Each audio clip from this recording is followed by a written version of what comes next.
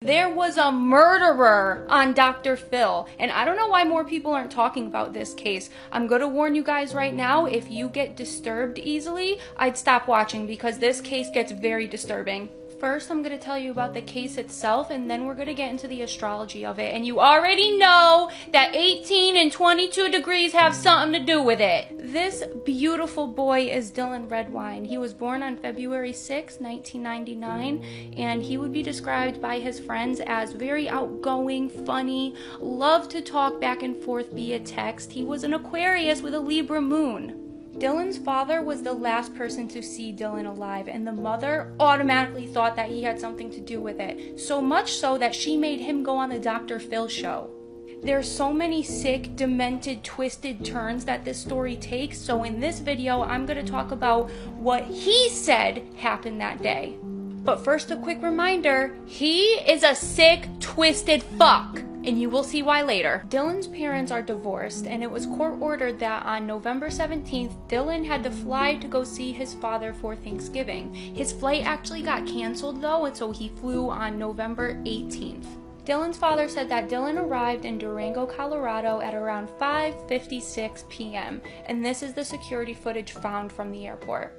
They then drive to Walmart and then eventually out to eat at McDonald's. And his father makes a big emphasis on, oh, I wanted to take him to a restaurant to sit down and eat, but he wanted to go to McDonald's. We'll get to that. Then he says they were eating the McDonald's in the car for the ride home, and they arrived home and watched a little TV before they both went to bed.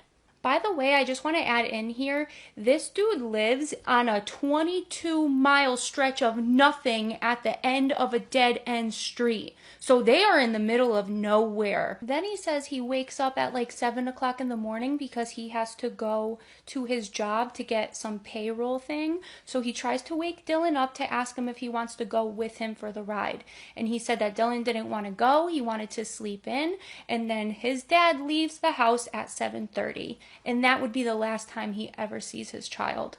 His dad then comes home at like 11:30 and notices that Dylan isn't there. What do you think he does when he finds that out? This case is definitely one that I don't think I'll ever forget. 30-year-old Swedish journalist Kim Wall was brutally murdered while she was beneath the ocean in a submarine. Kim was an independent journalist who traveled for work all the time, and she went to a number of dangerous places in the world, and nothing ever happened to her until August 10th, 2017. Kim interviewed 47-year-old Peter Madsen, who was an engineer that constructed his own submarine. She was intrigued by his skills and intelligence like many others and thought it would be a great opportunity to write about him. On August 10th, Kim and Peter boarded the submarine off the coast of Copenhagen, and this picture gives me chills because this is the last time anyone saw Kim again.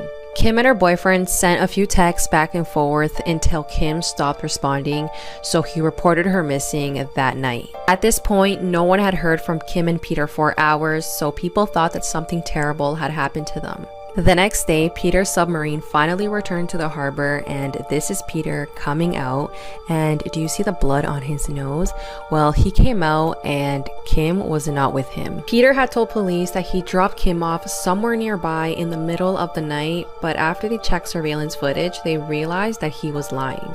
He then changed the story and told investigators that Kim had an accident in the submarine and she hit her head against the hatch and passed away, so he threw her body in the ocean. Well, a month later, a cyclist found Kim's torso on a beach, and not long after, the rest of her body was found in garbage bags. When the autopsy was done, they discovered that there was no blunt force trauma to her skull, which means that Peter was lying again. Kim was stabbed 14 times near her genitals, and her cause of death was strangulation. After further investigating Peter, they revealed that he fantasized about hurting women, and they believe that this wasn't his first time. Peter was found guilty and sentenced to life in prison. I watched a full documentary on Crave. If you guys want to go check it out, this is what it's called.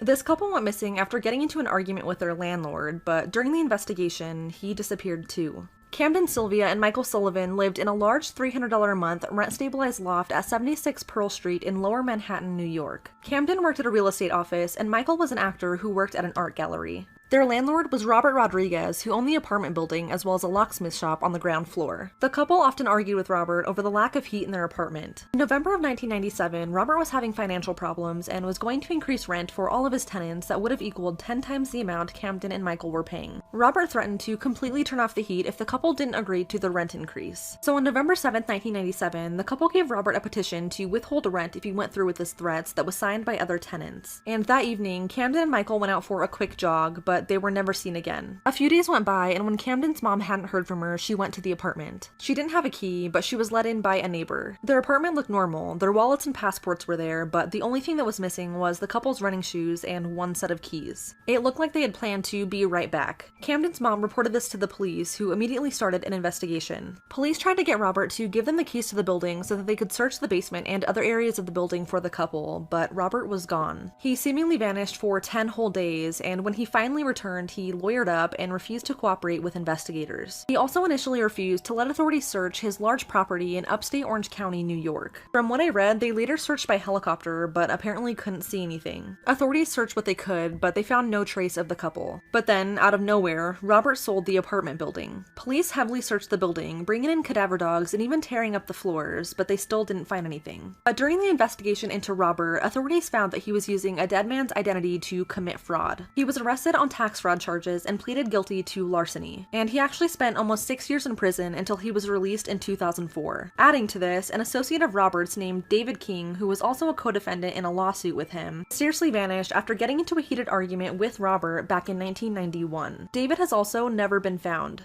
Robert has always denied any involvement in these disappearances and was last reported to be living in the East Harlem neighborhood of New York City. Alright, so here's some childhood photos of famous killers. Number 1, we have this witch. If you don't know who this is Jodi Arias in high school. Years later in 2008, she would become one of the most infamous criminals in US history. She murdered her ex-boyfriend Travis Alexander by stabbing him around 27 times. She testified saying she did it through self-defense, even though there are pictures that were accidentally taken by a camera during the attack. And if you don't know what guilty looks like, you will after watching these videos of her. As the jury gets ready to consider a possible death sentence, it was filmed just after her 2008 arrest, and it's a very different side of the woman we saw in court. Number 2, we have this ugly kid in a dress. And my god, does he look like a 40-year-old midget. If you can't guess who this is, this devil's incarnate eventually becomes one of the most infamous serial killers in California, Richard Ramirez. What makes this man so frightening is that he would choose his victims randomly and murder them in the most gruesome way possible. Despite all his violent crimes, he still managed to get married to a woman in prison, and by the time of his death at age 53, he was engaged with another. Now, a lot of people have been tagging me in this video, so I'm here to explain the backstory to this whole thing. This is the disturbing case of the Lululemon murder. Now, Lululemon is a billion-dollar company that specializes in very high-quality fitness clothing. But today we'll only be looking at one Lululemon store. This incident happened in Maryland, one of the safest low crime rate towns in Washington, D.C. On March 12, 2011, a manager pulled out her keys to open the store to a Lululemon store, where she quickly found out that the store hadn't been locked the night prior. When she entered the store, she saw that clothing and store products were all over the store floor. She then heard a sound coming from the back rooms from the store. Afraid that there might still be a burglar inside, she ran out in the street and called 911. That's where an Apple employee saw how worried she looked and offered to bravely searched the store with her. They found that all the cash registers and the 2 safes inside the stores were empty. And the more deeper they went into the store, the more terrifying it got. They found smashed glass, and they also found dry, bloody footprints on the ground. This led them to the back of the store, where they found the body of fellow employee Jada Marie. She was face down in a pool of blood with a rope tied around her neck. It was also evident that she had been dead for some time now. Going even deeper, they found the source of the noise and found out that it was also fellow employee Brittany Norwood. She was found bound by her hands and legs, and she was also unconscious, but she was pretty much alive. When police arrived at the scene, they quickly investigated and found that there was a toolbox inside the store that might have been used in this crime. They also stated that Jada had received more than 300 injuries to her body and was beaten beyond recognition. This is when police questioned the only witness that could have been there that night, Brittany Norwood. Brittany states that she and Jada went back to the store because Brittany forgot her Metro card inside the store. That's when two masked figures appeared out of nowhere and attacked both of them. One of them struck Jada in the face and the other grabbed Brittany and told her if she spoke one more word, he would slit her. Issued arrest warrant for Brittany Norwood. She came into the police station and told them that she forgot to tell them something about the crime because she was traumatized by the situation. She states that one of the assailants told her to get Jada's car and park it outside, and that's how they found her DNA inside the car. But it was already too late. Police already knew that she already staged everything. Police also stated that they found bite marks on the zip ties that she had on, insinuating that she put them on herself. She was quickly placed under arrest for the murder of Jada Murray. It's theorized that Brittany did this because Jada ratted her out to the manager about stealing things from the store. They found her guilty of first-degree murder, and she was sentenced to life in prison on January 27th, 2012. Like and follow for more. A woman in Texas is less than a month away from being executed for a murder that did not happen. Hello, true crimers. This is the case of Melissa Lucio. Viewer discretion is advised. Melissa was born in Texas, and she was born essentially right into poverty. Her entire youth was spent being sexually abused by her own family. She was forced to get married before she was even 16. The man she married, she would end up having 5 children with him, but he constantly abused her as well. But eventually, he would just pick up and leave the family and left her to take care of all of the kids. She would get married again, and then she had 9 children with that man. But the cycle continued as well. She was constantly abused by him. He sexually assaulted her. Despite all of it, Melissa remained a caring, loving mother. She was never able to escape poverty, but she was always there for her kids, and she loved them dearly. This was baby Mariah. On February 15th, 2007, the family was in the middle of moving, and Mariah, she accidentally fell down a small flight of stairs. She was born with a mild issue with her feet, so her feet were kind of like stuck out to like the sides, and walking for her, it was just kind of unstable. And this is why she accidentally fell down the stairs. Now, thankfully, it appeared she was unscathed. There was no physical injuries that were obvious. 2 days later, when Melissa put her down for a nap, Mariah would never wake up again. Melissa immediately called 911 when she could not get her daughter to wake up. She was rushed to the hospital, but she was pronounced dead. Melissa didn't have a chance to grieve. She was immediately brought in for questioning by police. They kept accusing her of child abuse because Mariah had some bruises on her, which were resulted from the fall. She said over 100 times that she had nothing to do with her daughter's death over the course of this 5-hour interrogation. She was in a state of shock, and she's suddenly being berated with these accusations of murder. By 5 or 6 hours later, she decided to just say yes to their questions because she thought that was the only way they were going to let her go, but they took that as a confession. So she was arrested and charged with capital murder. Well, the DA at the time, he was up for re-election, so Melissa was convicted, and then she was sentenced to death. The DA that tried her, well, eventually he was arrested for extortion. When CPS questioned all of her kids, none of them said they were ever abused. Now new evidence is suggesting that baby Mariah died because of the fall, not abuse. Even the jury that convicted her, now they are saying that they would definitely change their minds. There's even bipartisan support from Texas lawmakers that are saying this is very wrong. She's scheduled to be executed on April 27th. There's a link in my link tree to sign a petition to help her. I am here urging you to please sign it.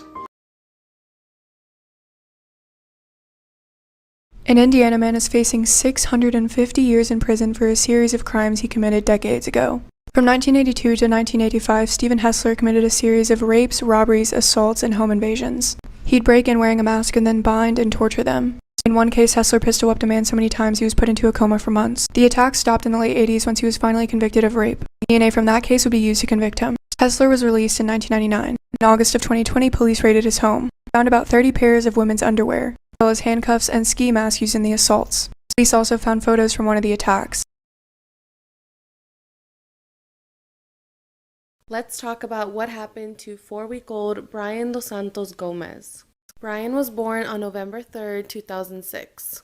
His parents are 23-year-old Maria de Fatima Ramos and 26-year-old Jurandir Gomez Costa. They're from a village in Minas Gerais, and they came to the United States 2 years before Brian was born. They wanted to come to the United States to have a better life for them and their kids, but unfortunately it was very difficult for them to come, so they had to resort to using coyotes to get them to come to the United States. Once they came to the United States, they ended up living at the Tropical Trailer Park in Fort Myers, Florida. Then, on December 1st, 2006, Maria was out for a walk with 4-week-old Brian and her friend Janice. They had just finished going to some doctor's appointments and were waiting at a bus stop on Route 41 that was going to take them back home. While they were waiting at this bus stop, a woman in a 2-door black Ford SUV pulls up to them and asks them for directions. This woman says that she had been driving around for 8 hours trying to find her mother's house in Pine Manor. She asked Maria and Janice if they could help her out with directions, and the girls tried to help her out as much as they could. Then their bus finally arrives, so Maria and Janice tell the woman goodbye and they get on the bus with baby Brian. After a while, the bus reaches their destination, and when Janice, Maria, and baby Brian get off, they see that the same woman in the black SUV is now waiting for them outside the bus stop. This woman had literally followed them from their previous bus stop all the way to this new location. So this woman approaches the girls again and asks them for directions. She said she really needed to get to Pine Manor because her mother was watching her baby. She even offered to pay Maria and Janice money if they got inside her car and showed her how to get to the right address. Now, I'm not sure why they made this decision, but Janice and Maria decide to help this woman and they get inside the car with baby Brian. Once they get inside the SUV, Maria notices that there was a baby's car seat and a diaper bag in the back. So this made Maria and Janice feel a little bit better because this is just another mom trying to find her kid. So Maria and Janice continue to help this woman get to Pine Manor, and the woman tells them that after she gets to her mother's house, she will drive the girls right back to the bus stop to get home. While they're driving, this woman makes a phone call to her mother talking about how she's getting directions from Maria and Janice. This phone call was recorded, so I will put a clip of it here.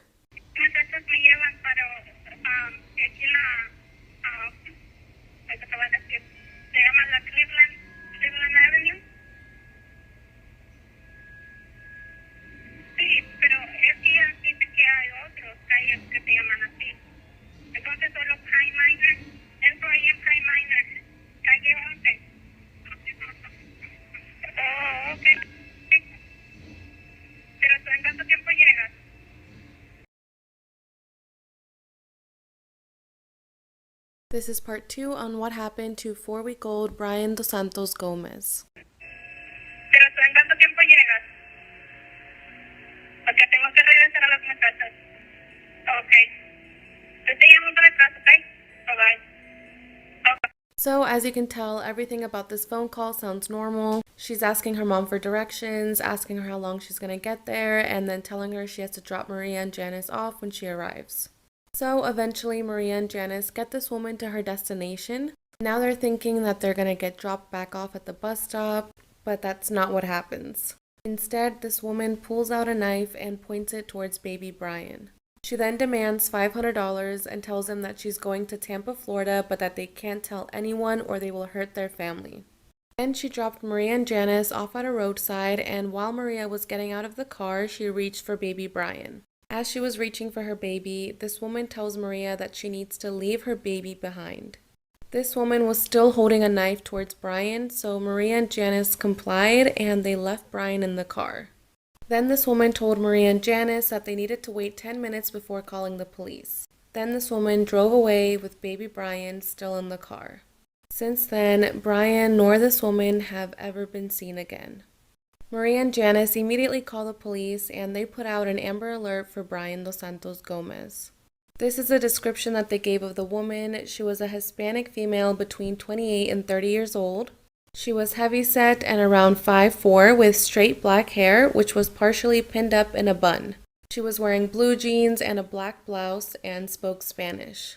At first, police believed that this was a random abduction since there was a car seat and diapers in the back seat. This means that this woman was most likely out there looking for a baby to take. The story she made about needing to get to her mother's house in Pine Manor was most likely just a ruse to get the woman inside the car.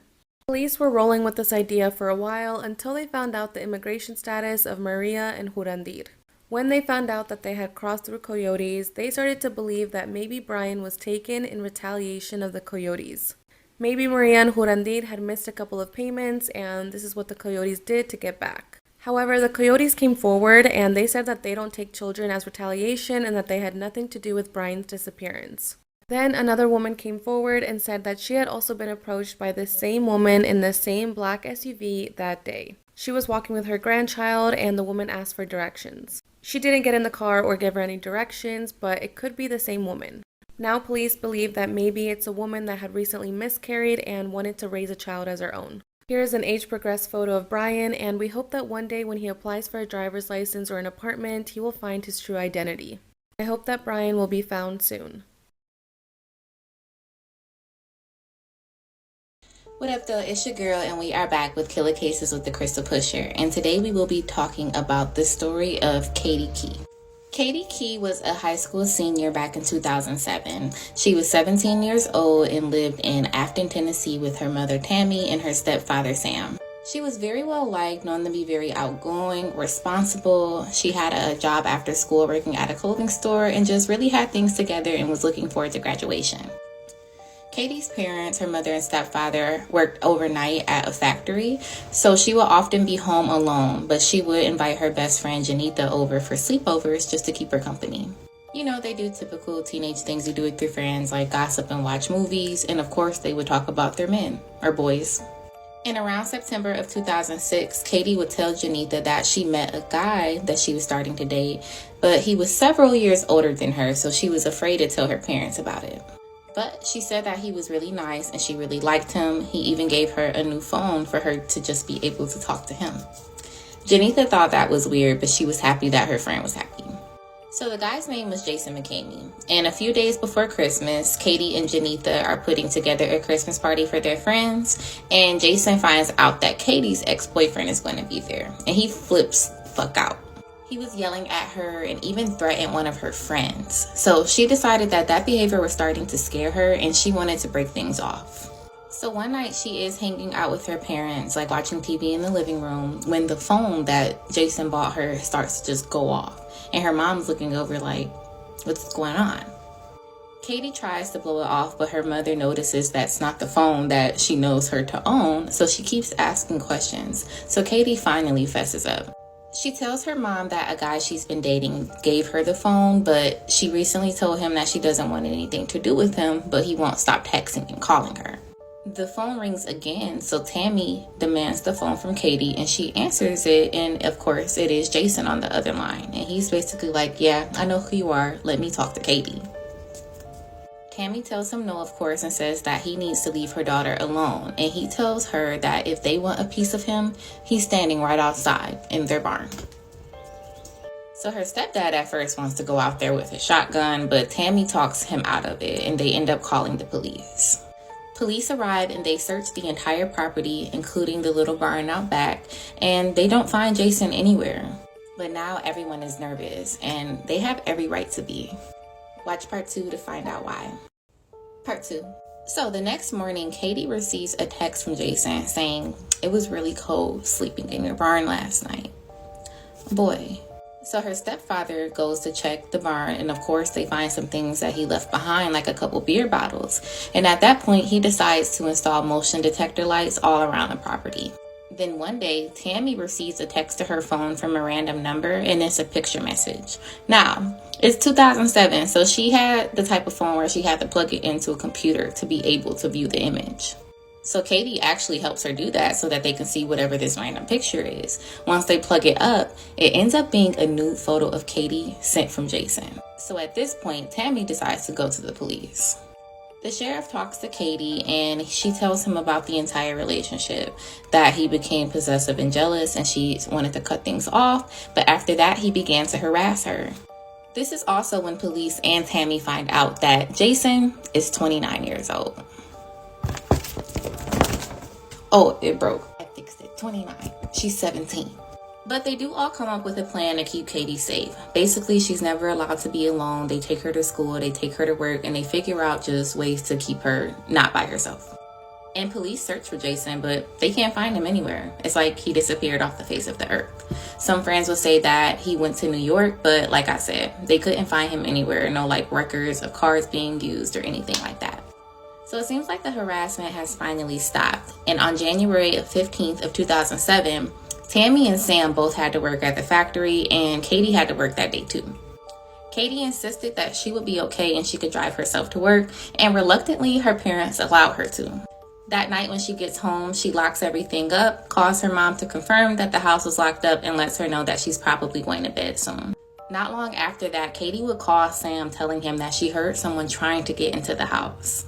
He tells her to hide and call 911 and that he and her mom will be on the way. Tammy calls her back to make sure that she's okay, and at that point, whoever was trying to get into the house shot the back door down and is on their way in. Katie hangs up with Tammy to call 911, and she runs to her bedroom closet to hide. And as she's hiding in the closet on the phone with 911 trying to explain what's going on, her closet door opens. And to no surprise, it was Jason McCamey. And things go from bad to worse from here. Watch part 3 to find out what happens. Part 3. So now Katie is stuck inside her bedroom with this crazy man with a shotgun. And even though Jason interrupted Katie's 911 call, Sam had already called 911 as well. So he began to hear sirens coming down the street because the police were arriving. So he gets pissed off and he decides that he's going to barricade the door.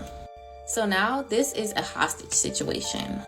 Sam and Tammy arrive at the home with police surrounded everywhere, and they're not allowed to go in. They do tell police that they know it's Jason McCamey upstairs with their daughter. Police confirm that fact, and they're outside of the door trying to talk Jason down to have him come out. It doesn't work. Katie was trying to talk him down as well, just explaining that things can be okay if they just walk out. She won't press charges. He wasn't having it. Katie was stuck inside her room with Jason for over 2 hours while her parents waited outside the entire time. After what seemed like forever, Tammy finally gets a call to her cell phone from Jason's number. She answers it, and it's Katie on the other line. Katie lets her mom know that she's okay, Jason has not hurt her, and Jason wants her to know that they're going to hear a gunshot, but things are going to be fine and not to worry. She did not know what Jason was about to do, but she told Tammy not to worry, and of course Tammy's still freaking out over the phone, but she tells her daughter she loves her, and they hang up. Soon after they hang up, they all hear a gunshot. Seconds later, they hear another one, and seconds after that, another gunshot. Police finally rush in and get inside of the bedroom. When they do get inside, they find both Katie and Jason unalive. From the evidence, they believe that the first shot, she deflected the gun with her arm, and the second time he shot her in her chest, and that is when she was unalived immediately. And he took the third shot to his mouth. This is the gross, obsessive 29-year-old Jason McCamey who was obsessed with a 17-year-old child. Rotten hell. And Katie's parents did sue the sheriff's department for how the situation was handled. And rest in peace to poor Katie. She had so much life ahead of her. She was so young. So sad. Please be careful out here in the dating world. It's so dangerous, but let me know what you guys think about this case. Please comment below, and thank you so much for tuning in. Turned his victims into furniture and clothing. Today we're going to be talking about none other than Ed Gein. So trigger warning, his story is a very, very disturbing one. On August 27th, 1906, Ed Gein was born to a very religious and authoritarian mother. She basically taught him that all women were evil. The world was evil, but women especially were very, very evil and held sin inside of them. Great life lessons. His mother was paranoid, religiously paranoid, to say the least, and she thought the world was out to corrupt her family. So naturally, she moved them to the middle of nowhere, Plainfield, Wisconsin, outside of the town, thinking that people and the town itself would succeed in corrupting her children. So due to this, Ed Gein grew up socially isolated, and this never, ever, ever bodes well for people. We're social beings, we're social creatures. We need to be around other influences and and people to really develop our brains, our emotionality, everything properly. And to make matters worse, when he did socialize, he was horrendously bullied because he had a speech impediment and a lazy eye, and this made him an easy target. And Ed became a mommy's boy. And I'm not saying that facetiously, I mean it seriously, because his first victim was his brother who would actually stand up to his mother's tight regime. It was 1944 when Ed and his brother Henry went out into the fields to use a controlled burn to just clear everything away. The fire got bigger and bigger, and suddenly they couldn't control it. So when the firemen arrived, they could only find Ed, and Ed said that Henry had disappeared into the blaze. But that wasn't exactly true. And boy, would Freud love this part. Henry dying meant that Ed had his mother to himself until she died a year later. And this is when he would go into this deep, dark spiral for about 10 years. Ed grew obsessive after his mother died. He basically kept rooms that she went into and lived in, slept in, whatever it might be, in perfect condition. Like, no one was allowed to enter them. He even went as far as boarding them up. But the rest of the house, that was another story. Let me add this for some context. Ed had an obsession with the medical experiments the Nazis were doing. Yeah, you heard me right. But it wasn't until 1957 that authorities and the townspeople in Plainfield actually knew what was happening behind the closed doors of this farmhouse. Part 2 up right away. Welcome to part 2, the story of Ed Gain. So what we were talking about last, it's November of 1957, and Bernice Warden disappears from a hardware store that she owned in Plainfield, Wisconsin. All she leaves behind, bloodstains. The last person to be seen at her store talking to her, you guessed it, Mr. Ed Gain himself. And he was buying antifreeze. I don't know why I said it like that. So police went to the farmhouse to interview Ed Gain, not expecting to find the nightmarish catastrophe that they walked into. This is where the trigger warning comes in. So if you do not like stuff like Texas Chainsaw Massacre, Scream, slasher movies, don't listen any further. The first thing that police found when they walked into Ed Gain's farmhouse, the notorious Plainfield farmhouse, was Bernice Warden. She was decapitated and hanging from the rafters by her ankles. But that wasn't it. There were skulls used to decorate his bed frame, utensils made from human bones. As if this wasn't bad enough, it gets so much worse. There was so much furniture and clothing made from human skin, like a lamp made of faces. You could still see the faces. The shades, you could pull the shades down using human lips. I have no words. This is atrocious.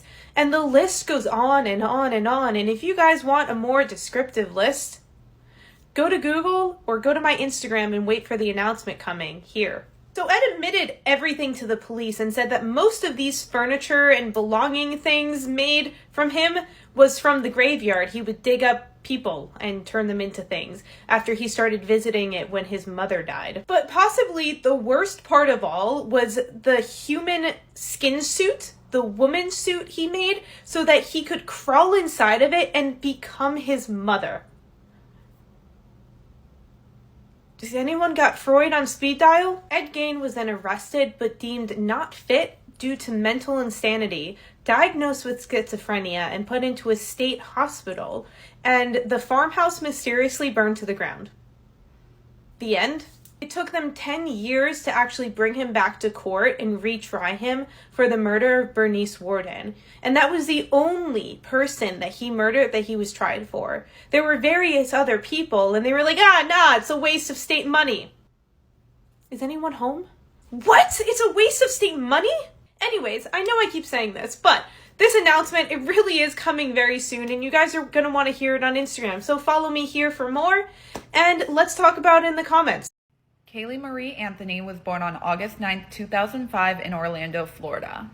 Her mother's name was Casey Marie Anthony, and she was 19 years old at the time of her daughter's birth. Kaylee's father has never been named publicly. Things surrounding Casey were weird from the beginning. Casey was known for being a pretty big party girl, and her family members report that she repeatedly denied that she was pregnant for months until she literally couldn't hide it anymore because she started showing. Casey lived with her parents, Cindy and George, during this time, and Kaylee ended up growing up in the same household and was basically raised by her grandparents. After the birth of her daughter, Casey reportedly really struggled with being a mother and transitioning from her life of partying to being a responsible parent. On June 16th of 2008, Casey reportedly had a huge argument with her parents and left the home with Kaylee to stay with the nanny, Zenaida. Cindy and George had never actually met this nanny. They'd only ever heard about her from Casey, but at this point they had no reason to be alarmed. This was the last time Kaylee was confirmed to be seen alive. Over the course of the next month, Cindy and George repeatedly tried to get in contact with Casey. Whenever they would actually be able to get in touch with her and would ask to talk to Kaylee, there was always some sort of excuse why they couldn't. During this time, when Kaylee's grandparents are worried sick about her, Casey is out shopping, partying, she entered a hot body competition, and she even got this hideous tattoo that says Bella Vita, which means beautiful life. On July 15th, a month after Kaylee's grandparents had seen her for the last time, Cindy and George learned that the family car that Casey had been driving was impounded. When George goes to pick up the car, he is overwhelmed by the odor in the vehicle. Cindy immediately goes to call Casey, and when she still receives no word or information about Kaylee, she decides to call 911. Through a series of phone calls between Cindy and Casey and Cindy and 911, she ends up reporting that Kaylee had been kidnapped and had been missing for a month. During these calls, Cindy said, "It smells like there's been a dead body in the damn car." Police begin investigating immediately and go straight to talk to Casey. She tells police that her daughter disappeared after she was left with the babysitter named Zenaida Fernandez Gonzalez on June 9th. Conveniently, this babysitter had also disappeared. Off the bat, this was immediately debunked as a lie because Cindy had already told police that the last time her and George had seen Kaylee was June 15th, so there was no way she had disappeared on the 9th. Casey proceeds to lead investigators to the apartment of this alleged babysitter, which they discovered was vacant and had been vacant for months. Part 2 is up now. After misleading investigators and taking them to the wrong address for the nanny, Casey also goes on to tell them that she's employed by Universal Studios. Investigators discovered that this is a lie and she was actually fired from there 2 years ago. They decide to pretend like they don't know anything and ask Casey to take them to her workplace. So she leads police to Universal Studios and fully just pretends like she still works there. She's walking around, waving at people, smiling, and she leaves detectives all the way down this dead-end corridor in the HR building before admitting, "Oh yeah, I don't actually work here." So weird. When asked why she hadn't reported Kaylee's disappearance earlier, Casey said that she was naive enough to think she could handle this on her own. Due to the multiple inconsistencies in her story, Casey is arrested the next day on charges of child neglect, giving false statements, and obstruction. The following day, on July 17th, cadaver dogs pick up on the scent of human decomposition in Casey's car as well as in the backyard of the Anthony home. Cadaver dogs are known for being incredibly reliable in instances like this. On August 27th, police release a statement saying that an air sample test from Casey's car indicate that human remains were present in the trunk. On October 14th, Casey Anthony is indicted by a grand jury on capital murder and other charges. She, of course, pleads not guilty. On December 11, 2008, skeletal remains are found in a wooded area less than half a mile from the Anthony home by a utility worker named Ray Kronk. These remains are shortly after identified as being Kaylee Anthony. The Orange County Chief Medical Examiner was Dr. Jan Garavaglia, who actually used to have her own TV show, Dr. G Medical Examiner. If anyone remembers this, I used to love this show. Anyway, she reported that the bones did not show any signs of trauma.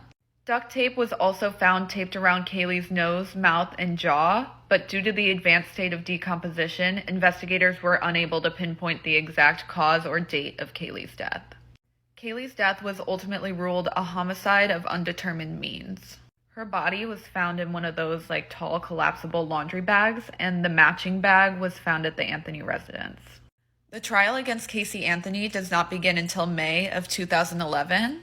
On July 5th of that same year, after less than 11 hours of deliberation, the jury finds Casey Anthony not guilty for the charges of first-degree murder, aggravated child abuse, and aggravated manslaughter of a child. She is found guilty on 4 misdemeanor counts of providing false information to law enforcement and is sentenced to 4 years with credit for time served as well as a $1,000 fine for each count. A little over a month later, Casey Anthony is released from jail.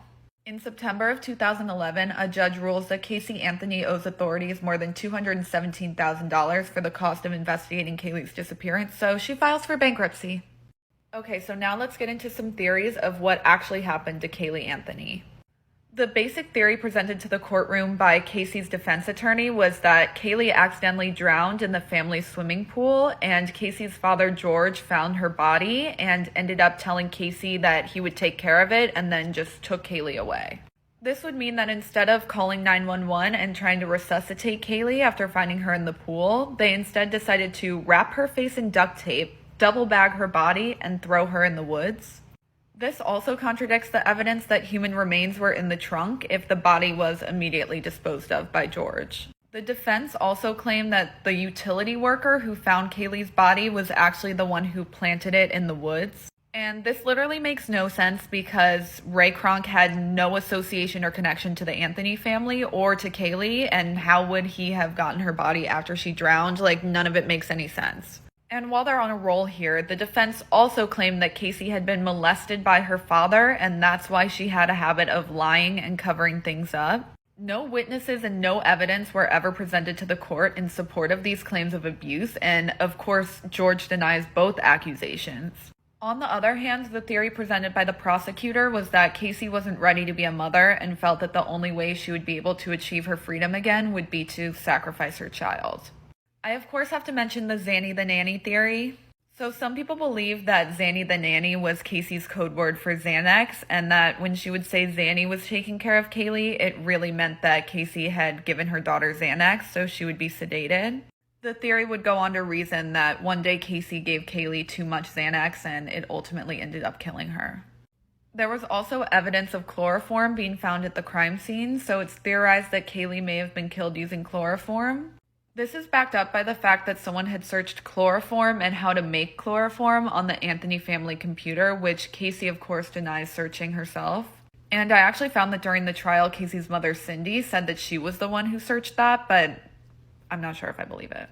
So the next theory could involve chloroform or Xanax, but basically some speculate that Casey used some sort of substance to sedate Kaylee. She then covered her daughter's mouth and nose with duct tape with the intention of suffocating her, and then left her body in the trunk of her car for a few days. She then drove 1/4 of a mile down the road and dumped Kaylee's body in the woods. To back this theory up, computer analysts found that someone had also searched foolproof suffocation the afternoon Kaylee had disappeared. Experts found that this search would have been conducted when George would have been at work, and cell phone records confirmed that Casey would have been at the Anthony home at the time this was searched. They also found that the search history on the computer was cleared just a couple of hours before Casey was arrested. Do you guys think Kaylee Anthony's death was an accident or intentional? 657 Boulevard is a home located in Westfield, New Jersey. It's a 6-bedroom shingle-style home built in 1905. In 2014, Derek and Maria Broaddus purchased the home from the Woods family for $1.3 million and decided to move in with their 3 children.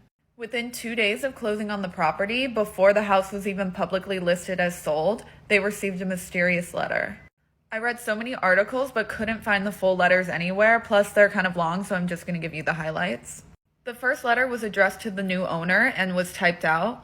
The letter begins, "Dearest new neighbor at 657 Boulevard, allow me to welcome you to the neighborhood. How did you end up here? Did 657 Boulevard call to you with its force within?" The letter goes on to say, 657 Boulevard has been the subject of my family for decades now, and as it approaches its 110th birthday, I have been put in charge of watching and waiting for its second coming. My grandfather watched the house in the 1920s, and my father watched in the 1960s. It's now my time. Do you know the history of the house? Do you know what lies within the walls of 657 Boulevard? Why are you here? I will find out. The writer proves that he actually is watching by mentioning the family's Honda minivan, as well as chastising them for the renovations they're starting. I see already that you have flooded 657 Boulevard with contractors so that you can destroy the house as it was supposed to be. Tisk, tisk, tisk. Bad move. You don't want to make 657 Boulevard unhappy. The letter gets even creepier when the writer mentions the 3 children Derek and Maria have and asks if there are more on the way. The letter goes on to say, do you need to fill the house with the young blood I requested? Better for me. Was your old house too small for the growing family? Or was it greed to bring me your children? Once I know their names, I will call to them and draw them to me. The writer goes on to taunt the family and alludes to being one of the neighbors or someone in a car driving by. The letter finishes by saying, "Welcome, my friends, welcome. Let the party begin," and is signed The Watcher. Obviously freaked out by these letters, Derek and Maria write an email to John and Andrea Woods, who were the previous owners of the house, asking them if they had received any letters. In their email, the Broadduses mention a part of the letter where the Watcher says, "I asked the Woods to bring me young blood, and it looks like they listened." Andrea Woods replies the next morning and said that they had received a similar odd letter a few days before moving out, but they didn't think much of it and just threw it away. 2 weeks later, the Broadduses received another letter, this time addressing Maria and Derek by name. The Watcher actually ended up misspelling their last name, spelling it Mr. and Mrs. Braddis instead of Broaddus. The second letter began, "Welcome again to your new home at 657 Boulevard. The workers have been busy, and I have been watching you unload cartfuls of your personal belongings. The dumpster is a nice touch. Have they found what's in the walls yet? In time they will." The Watcher then goes on to address the children by name and in birth order, saying, "I am pleased to know your names now and the names of the young blood you have brought me. You certainly say their names often." The letter also goes on to mention how the Watcher has seen one of the children using an easel inside the enclosed porch and asks if she's an artist. The rest of the letter is pretty long, so I put it on the screen if you want to pause and read. But basically it goes on to mention the basement and ask if the kids were scared to go down there alone. "I would be very afraid if I were them. It is far away from the rest of the house. If you were upstairs, you would never hear them scream." The Watcher goes on to ask where everyone sleeps in the house and says that they are able to track the family's movements through the many windows and doors. They go on to mention the Woodses again, saying, "The Woods family turned it over to you. It was their time to move on, and they kindly sold it when I asked them to." The letter ends by saying, "Welcome to the product of your greed. Greed is what brought the past 3 families to 657 Boulevard, and now it has brought you to me. Have a happy moving in day. You know I will be watching." At this point, Maria and Derek are so freaked out that they stop bringing their kids to the house altogether, and they don't even know if they want to fully move in anymore. Up until this point, they had only been visiting the house because it was still under renovations. Several weeks later, they receive a third letter saying, "Where have you gone to? 657 Boulevard is missing you." And I couldn't find if this was a separate letter or part of the third one, but the Watcher seemed to be getting increasingly angry that the family wasn't moving in. 657 Boulevard is turning on me. It is coming after me. I don't understand why. What spell did you cast on it? It used to be my friend, and now it is my enemy. I am in charge of 657 Boulevard. It is not in charge of me. I will fend off its bad things and wait for it to become good again. It will not punish me. I will rise again. I will be patient and wait for this to pass and for you to bring the young blood back to me. 657 Boulevard needs young blood. It needs you. Come back. Let the young blood play again like I once did. Let the young blood sleep in 657 Boulevard. Stop changing it and let it alone. After 6 months of owning 657 Boulevard, the Broadduses decided to list the home on the market and insisted on providing a partial disclosure about the letters to potential buyers. As could be imagined, this disclosure ruined most of the potential offers, and eventually the story reached the press. News trucks would camp outside the home, and the Broadduses received more than 300 media requests. After years of not being able to sell the property, the Broadduses even considered selling the house to a developer to be demolished, but they weren't able to get permission from the local council. Finally, in the beginning of 2017, the Broaddus family was able to rent the property out to another family. But 2 weeks after the family moved in, they received another letter. The fourth letter said, "Violent winds and bitter cold to the vile and spiteful Derek and wench of a wife Maria." It said, "You wonder who the Watcher is. Turn around, idiots. Maybe you even spoke to me, one of the so-called neighbors who has no idea who the Watcher could be. Or maybe you do know and are too scared to tell anyone. Good move. 657 Boulevard survived your attempted assault and stood strong with its army of supporters barricading its gates. My soldiers of the Boulevard followed my orders to a T. They carried out their mission and saved the soul of 657 Boulevard with my orders. All hail the Watcher." In this letter, the Watcher also went on to threaten ways in which he could get revenge. Maybe a car accident, maybe a fire, maybe something as simple as a mild illness that never seems to go away but makes you feel sick day after day after day after day after day. Maybe the mysterious death of a pet. Loved ones suddenly die. planes and cars and bicycles crash. Bones break. You are despised by the house, and the watcher won. The renters were spooked by this letter, but they agreed to stay if the Broadduses installed cameras around the house, which they agreed to. Finally, in 2019, the Broaddus family was able to sell the house to a young couple for $559,000, which ended up being a $400,000 hit to the price they initially paid. Not to mention all the money they lost in renovations. The family asked their real estate attorney to give a note to the new owners, and that note said, "We wish you nothing but peace and quiet that we once dreamed of in this house." And they also included a photo of the watcher's handwriting in case the new owners got any letters. As far as we know, the new owners haven't reported that they've had any issues during their time in the home or received any letters, and let's hope it stays that way.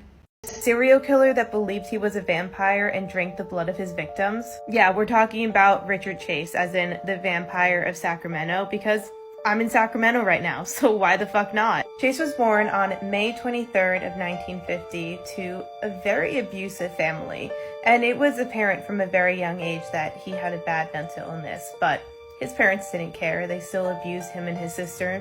Chase had what we call the MacDonald Triad, which are 3 predecessors to sociopathic tendencies, which is bedwetting, fire starting, and killing small animals. At the age of 18, he left his parents' house and began experimenting with hallucinogenic drugs, which we all know that's great for people with a mental illness. Things got bad really fast for Richard Chase. His mental illness evolved and he began having paranoid hallucinations, one of which was that he was a walking corpse and needed immediate vitamin C to help him stay moving, and he would take an orange and press it into his head, thinking that his brain would absorb the vitamin C immediately. I don't know. The other was that his cranial bones were actually breaking apart and moving around like jigsaw puzzle pieces, and he actually shaved his head to keep track of them to make sure that they didn't go anywhere. His fascination with blood was a little much, and this is actually the blender bottle that he would put animal intestines in and blend it up with soda and drink it. In 1975, he was institutionalized because he tried injecting rabbit blood into his veins and got really, really sick. He was released way too early, but in the institution, they called him Dracula, the staff did, because of his fascination with blood, and they would taunt him and mock him about it. In August of 1977, after he was released from the institution, Richard was pulled over for being covered in blood and having a liver in a bucket in the bed of his truck. When the cop realized that it was just cow blood, he was like, "Oh no, it's all good. Just go on home." What? And then on December 29th of 1977, Chase makes his first kill. It was 51-year-old Ambrose Griffin. Chase shot him 3 times in the chest while he was helping his wife bring in groceries. But it just gets worse from here. At this point, Chase was like, "Great, killing. I love this. I'm gonna do it again." And his delusions of being a vampire were just fully formed. And he stumbled upon a house with an unlocked door. Part 2 is up right away. Richard Chase fully believed he was a vampire. And after, in December of 1977, he killed 51-year-old Ambrose Griffin, things got really, really bad. The home of the pregnant Teresa Wallin was unlocked, and Richard Chase stumbled upon it. In his brain, as a vampire, he believed that the unlocked door was his invitation to enter. A plus Z equals 7? Anyways, he shot her 3 times, like he did with Ambrose Griffin, and then he stabbed her multiple times with a butcher knife, pulled out her organs, and drank her blood with a yogurt cup. And this isn't even as bad as his murders get. Evelyn Maroth was home with her 6-year-old son Jason, her 22-month-old nephew that she was babysitting, David Ferrara, and a friend/neighbor, Dan Meredith. Richard Chase found their door unlocked, and they were all murdered. Brutally. Dan was found in the hallway with a gunshot wound to his head. His car keys were also taken. Evelyn and Jason were found in Evelyn's bedroom. Jason was shot twice in the head. Evelyn was partially cannibalized. He ripped out some of her organs, some parts of her were missing. There was a failed attempt to remove one of her eyes, and he did some unthinkable things to her body afterwards, and also drank her blood. However, the young David Ferrara was still missing. A neighbor saw Richard Chase speed away in Dan Meredith's car and alerted authorities. They were able to trace his fingerprints and Evelyn's blood back to him. When police entered his apartment, they found containers of human brains in his fridge. And a few months later, the decapitated body of David Ferrara was found behind a church in a box. Chase pled insanity, and of course it wasn't granted. He was sentenced to death via gas chamber, which apparently was still a thing in the 70s. Never should have been a thing to begin with. Sentenced to death. No one in the prison he was at liked him, the inmates, that is. And they would taunt him and bully him and tell him to kill himself, and he did. He overdosed on the anxiety medicine that the nurse's office at the prison supplied him with. Yeah, that's a lot. A controversial question for you guys. Do you think Chase could have been helped if someone had just recognized the struggle he was having mentally? I mean, he was diagnosed with paranoid schizophrenia, and he slipped through the cracks of the system multiple times. What do you guys think? Debate it in the comments.